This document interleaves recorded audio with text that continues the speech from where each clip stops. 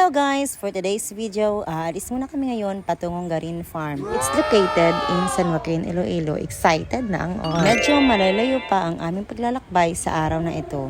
Kung makikita nyo guys, nandito kami ngayon sa port ng Iloilo. Hindi kami sasakay ng barko guys. Nakadaan lang kami dito. Kaya ayan, tingnan nyo. Patingin-tingin muna sa daan bago makarating sa destinasyon. So ayan guys, kung makikita nyo yung kulay green na barko, yan ang tinatawag namin na Roro. Yan ang mga sinasakto namin patungong Maynila.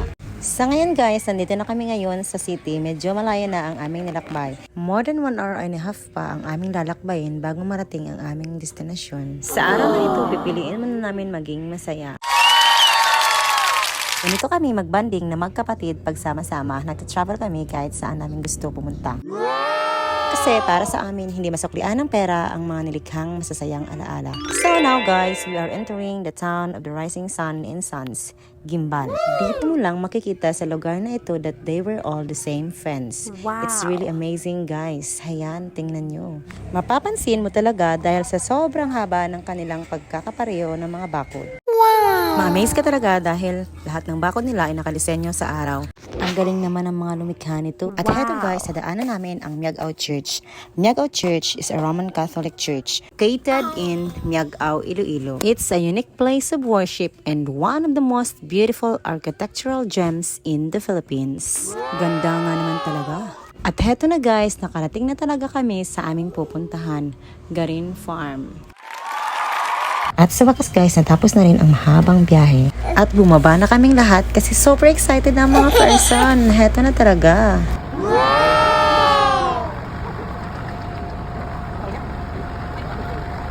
At pagdating namin, bumili kami ng sombrero at shade para gamitin namin dito sa loob kasi sobrang init ng panahon ngayon. Excited na ang all para ma-explore ang kagandahan ng Garin Farm. At heto guys, naglalakad na kami patungo sa loob bago marating ang tinatawag nilang pilgrimage. Akala ko guys, malapit lang ang aming lalakarin. Malayo pa pala. Kaya heto guys, pagod na ang version nyo kasi sobrang bigat ng dinadala ko. Samantala yung mga kasama ko, nag-i-enjoy sila sa kanilang paglalakad.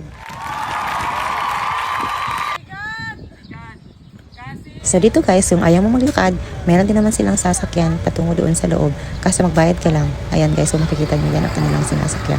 At heto na guys, sa wakas, narating na rin namin yung starting point ng kanilang pilgrimage. Pero guys, dahil tanghali na kaming umabot dito, kailangan mo na namin kumain. Dahil wala na kaming force para umakyat doon patungo sa pilgrimage. Yung mga sinasabing exciting part nila. Picture daw, ano, iwayan na gaano? Dito na lang kung ito. Ito daw sa laka. Meto to? At heto guys, nag-picture muna kami at ini-enjoy muna namin ang human creation habang naghihintay sa inorder naming pagkain. Pero guys, gutom na kami niyan. Pero wala kami magawa kasi kailangan pa maghintay ng ilang minuto bago ma-serve ang pagkain. Sadali, press ko lang. Ay, wow! Pasang pating.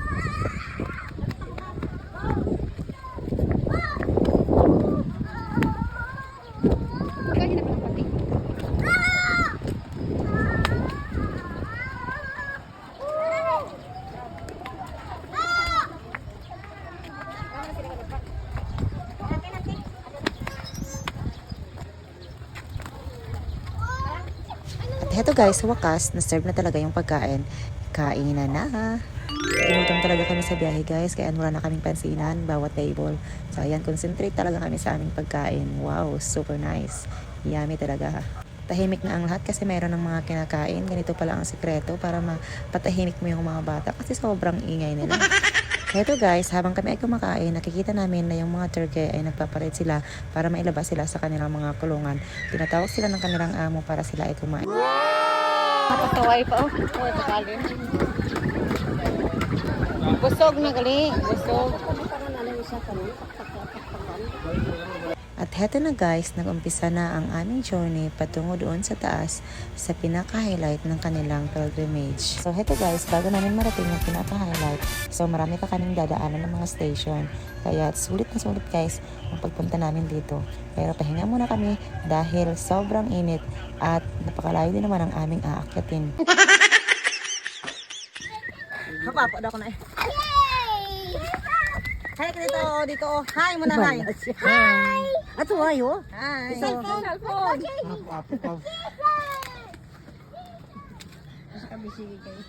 So ngayon guys, nandito na kami sa exciting part. Ito yung entrance. So kailangan muna namin dumaan sa madilim na lugar bago namin mapasok yung pinakaliwanag.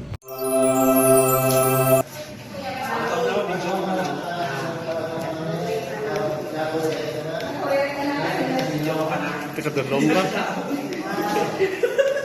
Masih may tayo na di.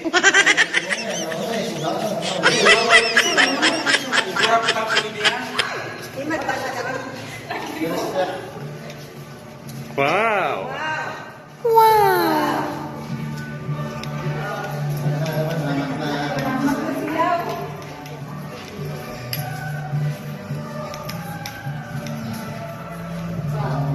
Marching to sayon.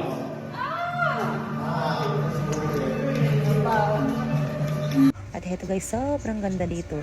Yung tipong akalang mong nasa langit ka na. It's amazing. Lahat kami napamangha dito sa aming mga nakikita. Ayan guys, tingnan nyo. Ang sarap sa pakiramdam yung feeling mo nasa langit ka na.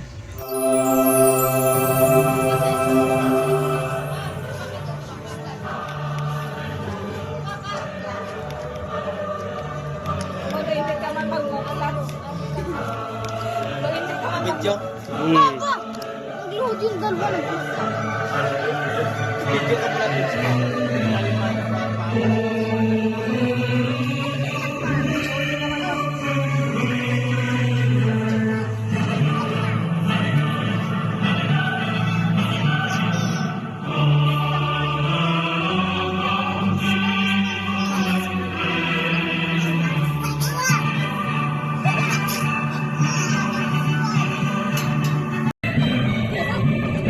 At heto guys, nakapasok na talaga ako sa wakas.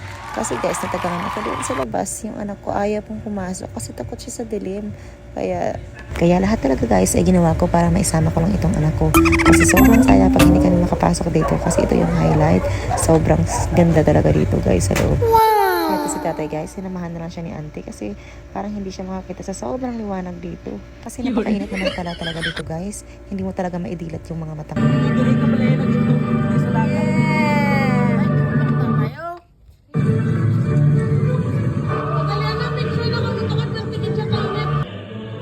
lakat-lakat. Ano magaling si Magkami, tatay maling tutingan sa kakamin.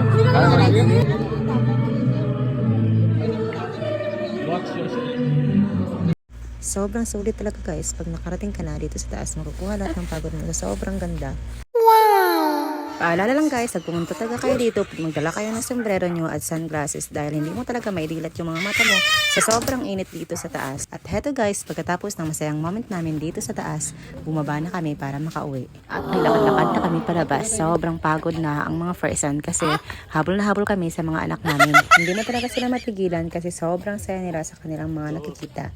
Pero kami guys, nanginginig na yung tuhod namin paglakad namin pababa. Kasi pagpaakyat pa lang namin, pagod na kami sa kakahabol ng mga anak namin. At sa wakas guys, nakapagpahinga na rin ang mga person sa sobrang pagod. At heto guys, sumakay na kami sa aming service at bumiyaya na kami pauwi. Maraming salamat guys sa inyong walang sawang panonood sa aming mahabang paglalakbay. See you on my next vlog. Thank you so much. Bye-bye!